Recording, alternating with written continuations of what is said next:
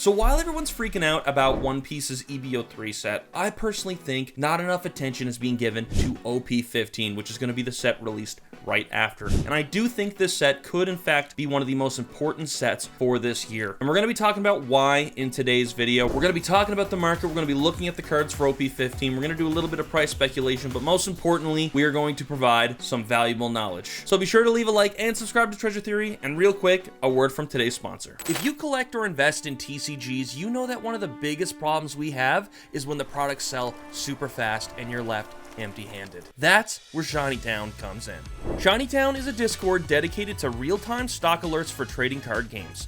Their monitors instantly notify members when products go live, including pre-orders, restocks, and releases across major retailers like Walmart and Target, as well as local card shops in multiple regions. They've also got a ton of different sections inside the Discord that are constantly notifying their members about restocks, product alerts, and much more. While they serve a large portion with Pokemon cards, they've already started rolling out alerts for One Piece products as well. The last few weeks, I've been using Shiny-Town to see its potential, and guys, I'm telling you, this is one of the best ways to stay on top of your game when it comes to restocks. You are going to want to be a part of Shiny-Town. So if you're interested in joining Shiny-Town, be sure to click the link down in the description below, join their Discord, sign up for the free trial, and get 25% off if you use my code TREASURE25. Okay, so let's get into it. OP15 coming out February 28th in Japan releases, and we're going to be getting it in English in early April. So obviously from what you can see here, this is going to be a Skypiea related set, which I think is pretty cool. You know, I find it really funny when I was watching the show over the years. I remember Skypiea was always this controversial part of One Piece because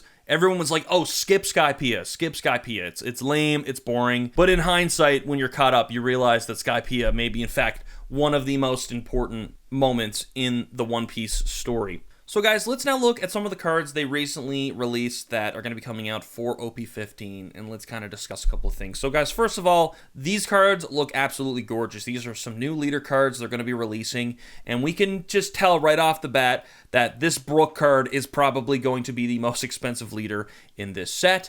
We've also got a new Luffy leader card, which is super cool. It's got some of the Straw Hats in the background, which is a really nice detail. Obviously, relating to the Skypiea moment, we can see that the gold ball, you know, is behind there, which is really nice. And we've got a Don Krieg leader, which is really interesting. You know, Don Krieg is probably one of the most slept-on villains from the early part of One Piece, next to Captain Kuro. We don't see a whole lot of Captain Kuro these days, but it's pretty interesting to see a Don Krieg here. And of course, you can't have a Skypiea themed set without having an NL leader card. So really cool stuff here. There's obviously a few more as well. This is the secret rare card from the set. Oh yeah, we've got a Sabo as well, which is a really great moment from Dressrosa. I really like this, and I'm going to bring this card up later in the video because it relates to something.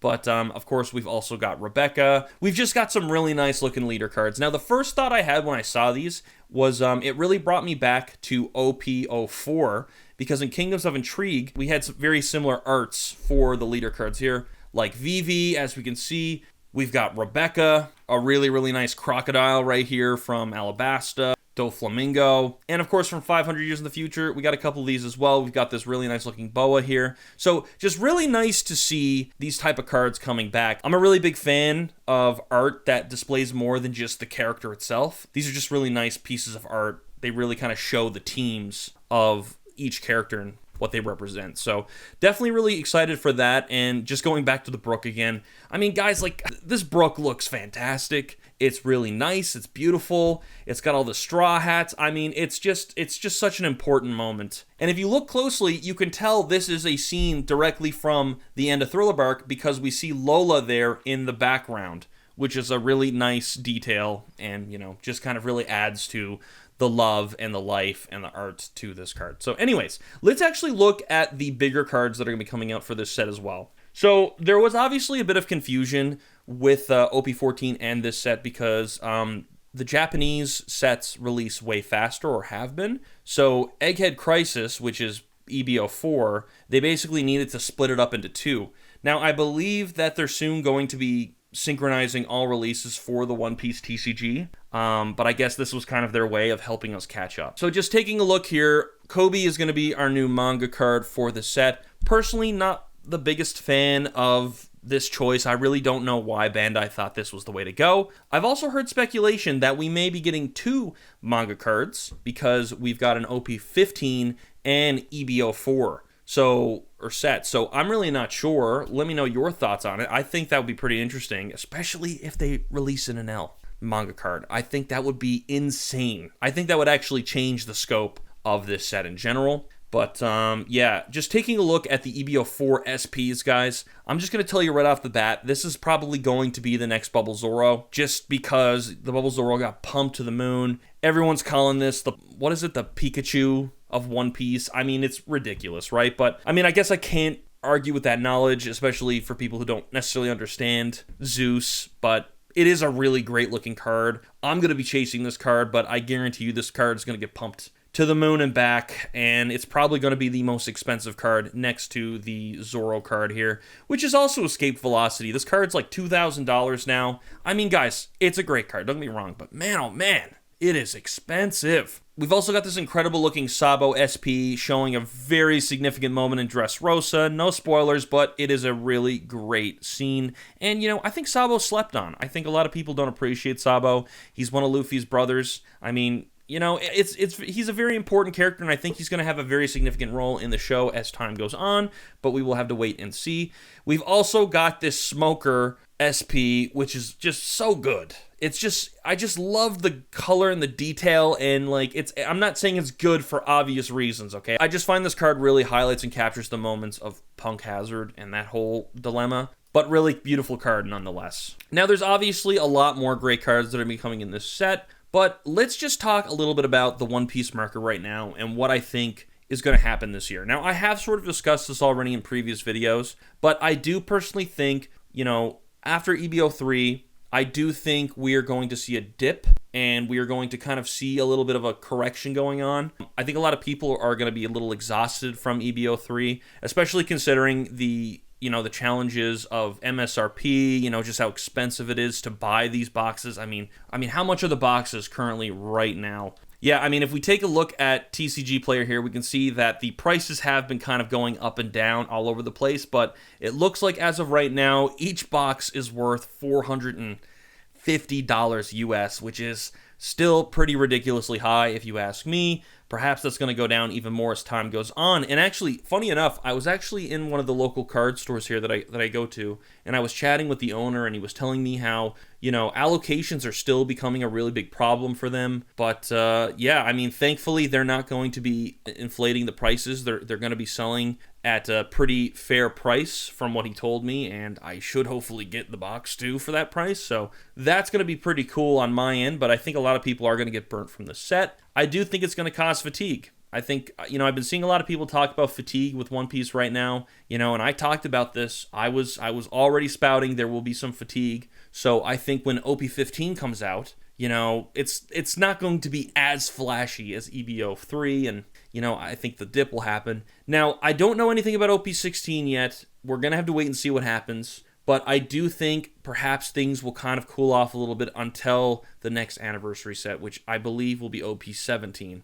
Now, we might get a PRB set in between. Not really sure when the release dates are going to be for that. But guys, nonetheless, these cards are beautiful. And I think if you can get your hands on them, you're going to do well, okay? This card alone, I'm telling you right now, it's going to be a really difficult card to get. It's going to be a super expensive card. I'm willing to bet that this Brook is going to be a really expensive card. When you really understand One Piece, you watch the show, you're caught up, you're deep into the community, you understand the characters and all that stuff, it's actually not that hard to navigate what cards are going to do well and what's not. I mean, Rebecca, fan favorite for a lot of people, but she's not the most iconic character for many. I don't necessarily think this leader card is going to go to the moon, but it's got Luffy on it, so it probably will do pretty decent, It's just simple things like that. I mean, depending on the meta or whatever, like when you're playing the game, obviously don't know what the effects will be, but people are going to gravitate to these leader cards to build their decks and all that sort of stuff. But if I were to really speculate on this set, I do think it's going to be a good set. I mean, This is a great card as well, this Bonnie Leader card, which is also pretty fantastic, showing, you know, very significant moments that I don't really want to spoil here, but there's just a lot of really nice things going on in these sets, and that's like the one thing I've been really liking about the new sets lately, is that, you know, you won't necessarily like, say, the manga card, but the SPs are super beautiful. There's really nice leader cards coming. It's just a really great all-around system, and I think that it's really well balanced. If I were to compare this to previous sets, if I were to kind of compare previous sets to this, I would probably say OP04 is a pretty close bet. You know, we've got these leader cards, we've got the manga cards, we've got these really sought-after SPs, you know, just a really nice-looking set. And I do think, long-term, this is going to be a good hold. I think as long as Bandai can provide great-looking cards in here, I think it's going to do fine, especially with this set. A lot of people would say the Kobe manga kind of spoils this, and I agree. It gives me OP12 vibes. Like, I'm getting OP12 vibes with them picking Kobe, just like how they picked Bonnie when it felt like a Zoro Mihawk themed set. But I think the SPs are probably going to save this set, you know, which, you know, SPs are becoming very significant with people's speculation and betting on, you know, and they're investing and stuff like that with the cards. So overall, guys, I think OP15 is going to be a really good set. I do think